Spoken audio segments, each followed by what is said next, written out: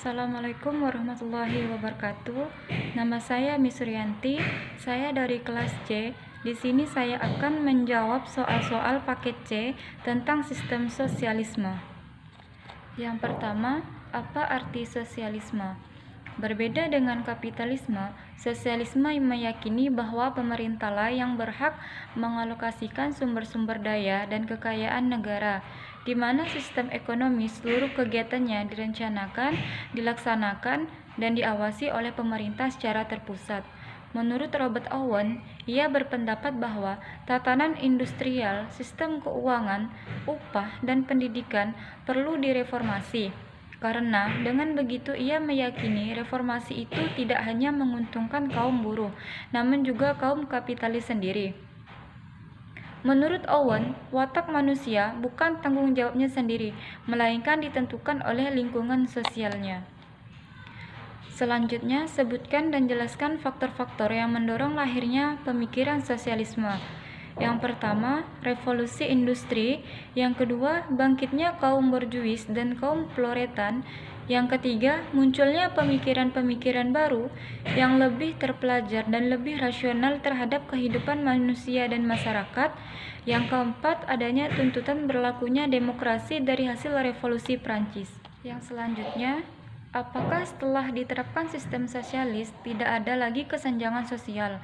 Setelah diterapkan sistem sosialis, maka tidak ada lagi kesenjangan sosial seperti yang kita ketahui, bahwa sistem ekonomi sosialisme adalah sesuatu hal yang menyangkut tentang aspek hidup masyarakat secara luas dan bukan mengenai hak kepemilikan pribadi, melainkan mendahulukan kepentingan orang banyak daripada kepentingan individu atau pribadi.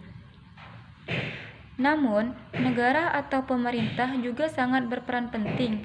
Di sini, negara bisa berbuat sewena-wena agar kebutuhan setiap masyarakat dapat disesuaikan dan terpenuhi dengan baik, dengan mengutamakan prinsip kebersamaan dan juga sebagai tatanan kehidupan perekonomian negara. Memang sedikit ruang bagi masyarakat untuk dapat memproduksi atau memasarkan barang dari hasil produksi mereka.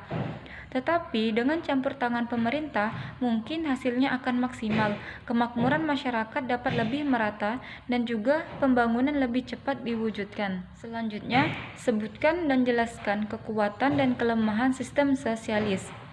Yang pertama, kekuatan sistem sosialis. Pemerintah bertanggung jawab sepenuhnya terhadap suatu perekonomian. Pemerintah bebas dalam menentukan barang atau jasa sesuai dengan kebutuhan masyarakat. Pemerintah mengetahui dalam distribusi hasil dan produksi, mudah melakukan suatu pengelolaan dan pengawasan. Pelaksanaan pembangunan lebih cepat karena sudah disusun dalam suatu perencanaan. Kelemahan sistem sosialis. Yang pertama, hal memiliki pribadi tidak diakui. Yang kedua, potensi inisiatif dan daya kreasi masyarakat tidak dikembangkan.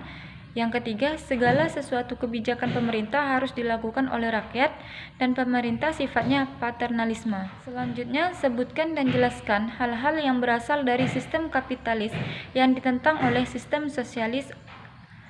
Yang pertama, negara tidak akan teratur. Yang kedua, masyarakat bertindak semena-mena dalam pengelolaan harta. Yang ketiga, industri dan perusahaan sebagai pelaku ekonomi yang tidak mau mengikuti aturan yang berlaku.